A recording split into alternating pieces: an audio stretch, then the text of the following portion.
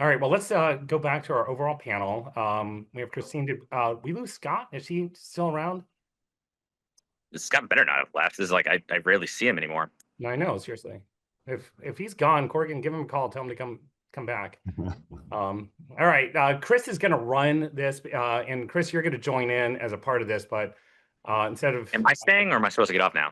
well, you're supposed to say you're part of the Oh, show okay. as No long shit. as Okay. as long as we can have you. Hold on, Sure. switching over to questions. And again, slide into this Slido, no pun intended, to answer the Q&A. Chris, take it away, my friend. Thank you. Yeah, absolutely. Yeah. So, one of the things that we were talking about is end-to-end encryption. So, what is happening in the space of end-to-end encryption, and how should governments be thinking about that? That's for you, Christine.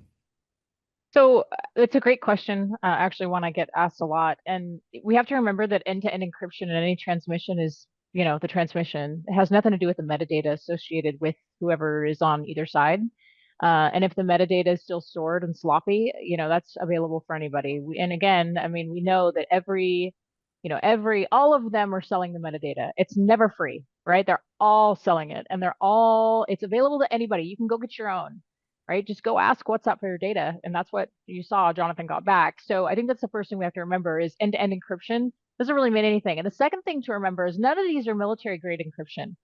That was awesome, Rob, to hear that talk, because encryption can mean anything, right? You can trade ciphers at Starbucks. Great. At least, if it's not NIAP certified, it's not really anything that's been tested. We don't really know what that encryption means. And I guarantee you that all of that encryption, you know, I don't guarantee you, but I will say suspiciously, I don't believe that hasn't been compromised. And I think we're starting to see some of that come out now. One of our products we have the only communication product that is NIAP certified for encryption. And there's a reason. It's really hard to do and it's very expensive because the bar is like way up here. So, the hoops that we have to jump through to keep that alive is absolutely crazy. So I think that's, like how we can talk and think about encryption is the encryption is only good as it is certified, and the metadata has zero to do with it. And then what about developing nations or smaller nations? How do they develop that sovereignty in the digital space? Yeah, so I mean, we're seeing that, right? We're seeing these smaller nations, especially in the ASEAN region, where they're really trying to prepare for a lot of this stuff, pull back on prem. They're just pulling everything back on prem. They're starting to have companies like us help them, where BlackBerry, we're going in and helping them set up their own sovereignty. We help host stuff for them. We deploy on-prem solutions for them, and it's something that again, it's fascinating to me that we are here because we saw this just push out into the cloud and all of these FedRAMP certified stuff, for cloud activities. And now we're seeing these smaller nations really get scared. And they're really saying like, nope, we got to pull it all back. And so you're seeing a lot of them go back out to vendors like BlackBerry and then other vendors who still build sovereignty. We're one of the few that builds, sovereign secure solutions for governments. And so they're just pulling everything back. It's just a risk reduction exercise, really. All right, this question's for the Robs. Classically, OT hasn't been seen as the most tech forward space in the world. But now you have AI, which is arguably on the other end of that spectrum. Where do you see them meeting in the middle? How will OT organizations leverage AI and vice versa? It's not classically, it's Robly. But anyways, so look, a lot of these organizations want to take advantage of AI. They want to take advantage of data normalization. They want to take advantage of machine learning for productivity purposes, but also like safety use cases. And also, you look at like a modern electric system, you're not running that without a lot of good weather forecasting and event forecasting and things like that. So they're using it. But the change is not so much in AI in the control world. So it's not like AI inside of OT is changing everything. What they're needing is more standardization in OT to have data normalization to be able to do those things. So what AI is doing to OT is causing that homogeneous curve to accelerate and connectivity. And so a lot of the OT strategies historically have been segmented away, keep it away from the internet, keep it away from IT, and that just doesn't exist. And so the attack surface has blown up in a way from an OT perspective. And then from an OT like cyber perspective, I don't see the AI attacks on OT kind of stuff that some maybe pitched. But what I do see is the research, the reconnaissance work, sort of the how do I get more familiar with OT before I go do an attack. That has definitely taken place. So I think AI is benefiting the adversaries in kind of the research aspect, and AI is being a driving force of digital transformation on OT. And then from a defender perspective, I'm not there. I see it more in like how Scott was talking about it, intelligence augmentation and automation, like using AI to help prioritize things for folks, help take an IT security analyst and make them more of an OT security analyst. But it's not like AI versus AI kind of like technologies and whatever. And a lot of the technologies are like, this is AI detection. A lot of it's just like snort rules and stuff. And so it's not, I don't think that's actually taking place as well or being effective because they don't simply have the training data. Like we're, at Dragos, even though we do a lot of incident response and intel stuff, we're a tech company. We deploy our software in these environments to monitor and detect threats. And like I always tell people, we do have AI, actual intelligence, and leverage it quite often. You just need a lot more training data if you're going to use AI for detection purposes. It doesn't mean it's impossible, but there's a bit of a hype curve on the tech side, not so much in what it's forcing in the industry. That's how I would look at it. Beautiful. And then Rob Teely, I'm going to have you play Scott, or we can both play Scott until he comes on. But, you know, we both leverage AI tools to a great degree. We probably dabbled in more tools than most. And then obviously there's a bit of a mix and match when it comes to reliability, right? Because some of the tools is when they first come out, they're very unreliable, very spotty, very buggy in some cases. But then there are other tools that are very, very spot on and polished. What are some of the more polished and more reliable tools that you've used in your research? Just in research in general, or for cybersecurity? I just want to clarify. Both. Oh, geez. So first of all, AI is not a magic jelly bean. And the amount of knowledge that's out there it really requires people to actually start playing with it themselves. You have a specific workflow. Scott was here, Christine, Rob. This is the thing. Everyone's like, putting this stuff up there that says, hey, this is going to, do X, Y, and Z, automate it. It's going to work. The more I work with AI, the more it's like there's a learning curve, and then there's a implementation curve. And while some of these problems are definitely being, solved, you take a look at Manus, you take a look at some of these other capabilities, there's a leapfrog approach that is going on to these different releases. What we're able to do now compared to what we're able to do 2 years ago is night and day. And the reason I mention that is you end up taking a look, and there's, a kind of a side point here about emerging threats. The commercial Cold War that's currently going on between US companies and Chinese companies, it is US release, Chinese release, US release, Chinese release, kind of moving forward down the line. My concern is you ever get to a point where it's a Chinese release and a Chinese release and a Chinese release. It basically means that the US is, we're out of toys to potentially, drop in there. And the speed at which these tools and capabilities and new models are being produced is phenomenal. Like I said earlier, it's like 9 April, Google releases A2A, and we're literally 1 month later, and people are looking at how to implement this stuff. But again, it's like, the amount of people actually doing it is extremely small, but everyone's talking about it. And there's some analogies in there, from, some jokes going back to high school. But the idea of like everyone being able to solve these problems, I go back, to challenge everyone out there. I said, my big struggle is learning consistently. And if you're not studying AI, if you're not tinkering with it, if you're not dedicating a massive portion of your day to trying to figure out how it's going to improve your workflows, you have to do this, because the speed and velocity of what people are trying to do for implementation, you're going to be left behind. And, that's where there's no silver bullet out there. I hate using these stupid analogies, but in AI, it's true. The only way you're going to get there is you need to start plugging and playing and tinkering and researching, and then seeing where that gets you in your personal workflow, and then start teaching others and see how you can start working together as a team to solve bigger problems.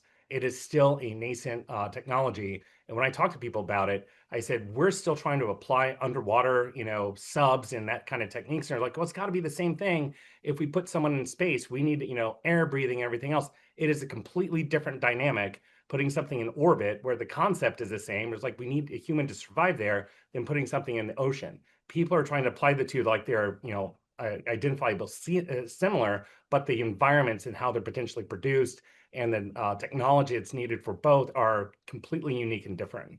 Yep, I love it. Christine, this one's for you. How does direct-to-SAT cell phone infrastructure affect legacy security shortcomings?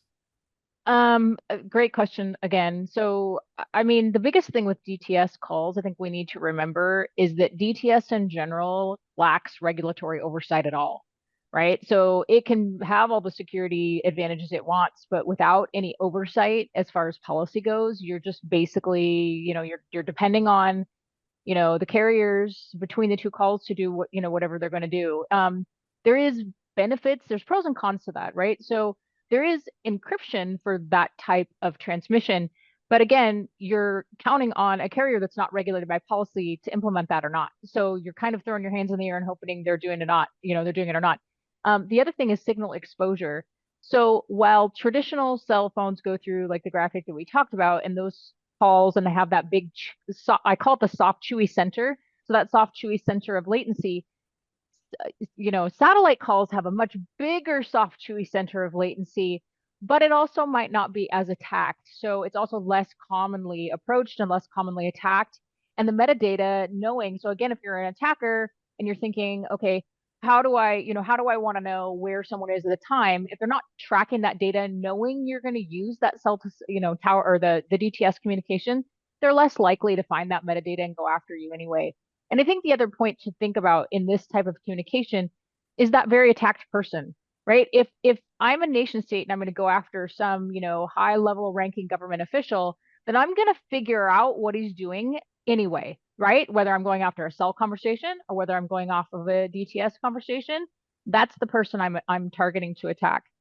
Geographical coverage is another thing to think about in satellite transmission, right?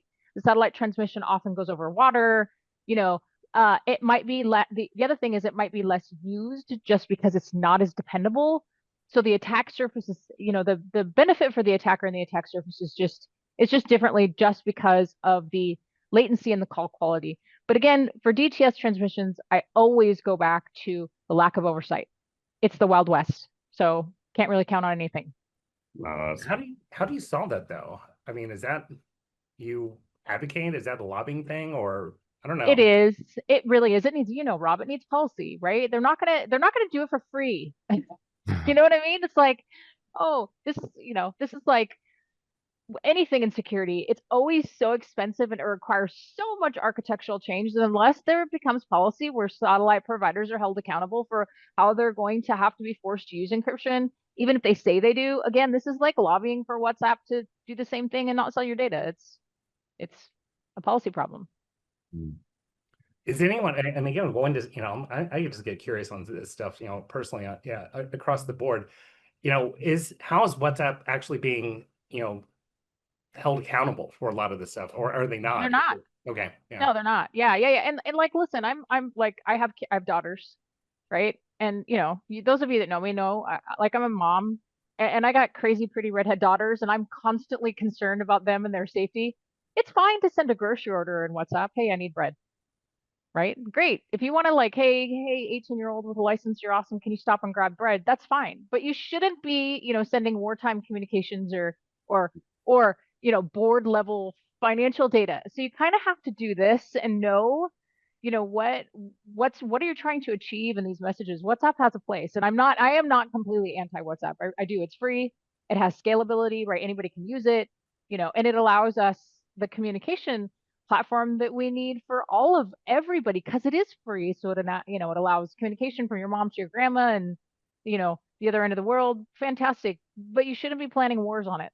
And as we've seen, with others in Signal, we shouldn't be having any kind of high level conversations on them because human error is huge with these apps too. So absolutely. Yeah, I got a question for you, Rob M. Lee. Obviously, similar to the military, technology is always in this dichotomy of hurry up and wait. Where on the OT side of the house, where do you feel like things are moving a little too fast, and where do you feel like things are moving fast enough? I would say on the too fast perspective, I'd be very careful. Speaking policy, I'd be very careful for governments and how they're approaching regulatory regimes. So there's a lot of governments out there that basically have said, we don't have enough time, we got to regulate, and let's move. And when you're going to roll out regulation, you better do it thoughtfully. If you look to a good example, FERC, which is the federal regulator of the electric sector in the U.S., the bulk electric system, they work with an organization called NERC, and NERC works with all the asset owners that are inside of that regulation. And they'll usually have here's what we're trying to accomplish. They'll roll that out. Then they'll say the NERC will work with the teams and put industry together and go, well, here's how we think we can do it. And then it goes through a voting process. Is this actually going to achieve the intent? And it can take 3 to 5 years to roll something out. And that's actually really awesome. And it signals the industry and gives them time to do it. We've seen the opposite where like TSA has done a lot of good work since then. But like TSA, when the Colonial Pipeline happened, they tried to roll out a regulatory regime and they did it in like 24 hours without, I think it was within 3 days. And they did it without accepting comments or feedback from industry. And it basically, if you would have implemented that regulation, you would have taken down pipelines. It was completely nonsensical.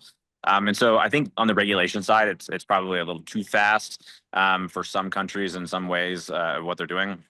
On the not fast enough, it's when we have a security answer and we don't roll it out effectively. And so there's a mismatch that I see all the time between CISOs and the board, and especially the CEOs, where, we had a board meeting recently where an asset owner said, hey, here's the security package and what we're looking at doing, and we've made a decision and this is the right way forward. And they're like, great, how far have you deployed it? And they're like, at about 7% of our infrastructure. And they're like, what about the other 93% of the sites that we care about? Like, why isn't it there? And they're like, oh, we're going to get there eventually, and a lot of boards and CEOs are not really accepting that answer. And it's historically been accurate in like IT, like you had to fight for budget and all this, but OT is where you generate the revenue. It's the critical part of critical infrastructure. And CEOs and boards are not excited to hear that you knew what to do and then you didn't do it, or you just didn't ask the resource you need. It's actually a very concerning place to be, especially if it ends up being a material incident and you're a publicly traded company. So you have to file out an 8K on a financial disclosure to say, hey, here's what actually went wrong. And there's going to be lawsuits on that with shareholders. And to be in a lawsuit where you go, we knew the threat, we knew what to do about it, we picked an answer, we just didn't actually deploy it and do it all. That's a very bad place to be from a liability perspective. Yep. I'll jump in there too, and this is what I talked about at RSA specifically, is a lot of the data, everyone's shifting over to AI regulation. We got to regulate this. It's a brand new technology. We have safety concerns, ethics, and then you start getting into the privacy side. And unlike, clouds release, everything else, they're still writing on, GDPR and, privacy. They are able to clearly define how this data is going to be used. Even then, they're now applying these same, thoughts into the AI implementations. The hard part is the majority of that data that's private is also extremely useful, if not mandatory, in cybersecurity. Being able to look at emails, being able to look at the conceptual browser history and where they ended up linking to, this initial footprint that ransomwares be able to get into these networks anyways. You need to be able to ingest that in LLMs. And the regulatory side is like, no, you can't ingest that in because it's private data of the organization, and we need to be able to protect that. You can't sell it, you can't do all this other stuff. So there, there's a thought process behind it that we need a HIPAA for cybersecurity data, which HIPAA saves lives because you're now able to, give permission to use your data from one medical facility to another doctor. They're able to share, and they're supposed to store it, in protected fashion, everything. The same thing needs to occur for cybersecurity data in order to be able to effectively meet the velocity of what the adversaries are able to do with unrestricted LLMs, unrestricted guardrails. Here we're, removing some of the most useful data from these back ends, and we need to be able to ingest more into it from a cyber threat detection aspect and from a distribution. So we'll be able to share it with, Dragos and Blackberry. And right now, a lot of that stuff, GDPR already requires a ton of data to be stripped out. And then, you end up with GDPR, have the forget me law, and you can't forget someone inside an LLM. It's like, I use the analogy, it's unbaking a chocolate chip, but how much from 175 billion parameter cookie. These things are just not possible. So the lawyers come in, what their answer is, they mask the data, which is exactly what they said they can't do, and be able to be compliant with the current laws. This is where we need to have people who are educated at the table to be able to say, hey, before you implement this, have you considered X, Y, and Z, which is, Rob, is one of the points you just made. Mm-hmm. All right, Christine, we were just talking about WhatsApp. What measures could one take to counter hacker tools like the WhatsApp cracker and others? Don't use them. I mean, it's an arms race. So, I mean, You can do the regular cyber hygiene things that you can do. I mean, don't put the data in. You don't want, I mean, be a smart security person yourself, especially if you're a practitioner, and guide your family as well. Don't put data in that you don't want data out. But really, I mean, how can you counter those? I mean, if we could, if there was an answer to that we could faithfully rely on, I would tell you, but we can't. We're not sure how to counter them other than to not use them. Because you're never going to take away the data problem, the metadata problem. You can't, it is, I call that like defying gravity. It defies gravity to use WhatsApp or Signal or any of them with the data, the metadata problem. They're selling your metadata. So you're never going to get past that. As far as the encryption piece goes, you just have to trust but verify. And you can't. So there really isn't, any way that I know of anyway. And we've seen lots of underground research from things like Celebrate talk about things like how they're doing this kind of stuff. It's very scary. So again, my answer is if you're trading wartime secrets or board level financial information, you need to find a solution that is not free and available and control the metadata on the front end, administratively control who's in that circle, by invite only and not from download from the App Store. But again, if you're sharing a grocery list with your daughter who you need to stop and get bread on the way home from, her friend's house, then use WhatsApp. So Chris, we're the block between us and lunch, and everyone taking a little bit longer break. So, maybe last question and go around final thoughts. Okay, yeah. I would say, let's see, final question for everybody, and it's an all play. During this section where we're talking about ICS, we're talking about OT, intelligence, and a little bit of AI, what has been your biggest takeaway from one of the other panelists? Damn it, I can Chris. start with that. Go ahead, Christine. No, I can start. I hadn't really thought about, I mean, AI, and I know Rob, you and I talked a lot about this too. I hadn't really thought about positioning it as the helper to the human. And I think, I know he's not here, but he made a comment that was like, not supposed to answer, but supposed to replace the first person's answer, or beat the first person, or have a better first person answer. I'm going to use that. I hadn't thought about it just in that context of, again, Rob, you and I talked about this, not depending on AI, because you can't. But in crisis and in real-time response, it could be the first person. It could be an augment. So I'm going to use that. I think I butchered it, but I'll go back through it and get the exact wording. But it was really good. Beautiful. I'll jump in. I mean, the thing about it is you end up listening to all the panels, including the quantum stuff this morning, is that things are just, it's almost like a hyperbole. It's like things are becoming more complex, but to a certain extent, as Rob said, there's a lot of simplification that's also going on that is increasing the threat simultaneously. Now, is that, a today problem in many cases, or is it truly, a two-year problem? And that smudges the answers. And again, we're trying to be what are the emerging threats, but this stuff ends up being, directly in our path in some cases, 3 to 6 months. And, Rob, you were talking about it, is like the likelihood of this stuff happening, is someone finally deciding, okay, I hate the press when they say, is a light's going to flicker.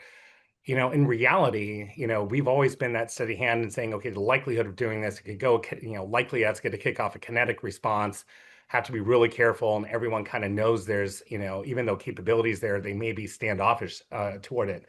As this stuff is, growing. And, Rob, you've just mentioned, and this is one of the things I was like, really, the, non-nation state actors are now sharing data with the nation state actors and vice versa. That ends up being, there was always sharing technology and techniques, but if they're sharing direct intelligence and we have the ability of AI to scale ransomware attacks, and then the nation's able to specifically push back and saying, wasn't us at all, that's where I think that scary stuff is going to come in. And we just lost Rob. He's like, didn't answer the question. He's like, yeah. He hopped off before I made him give his verbal essay on the other panelists. Yeah. No, fantastic. Well, thank you all so much. If Rob comes back, fantastic. But if not, we'll have him jump into the chat and answer his question there.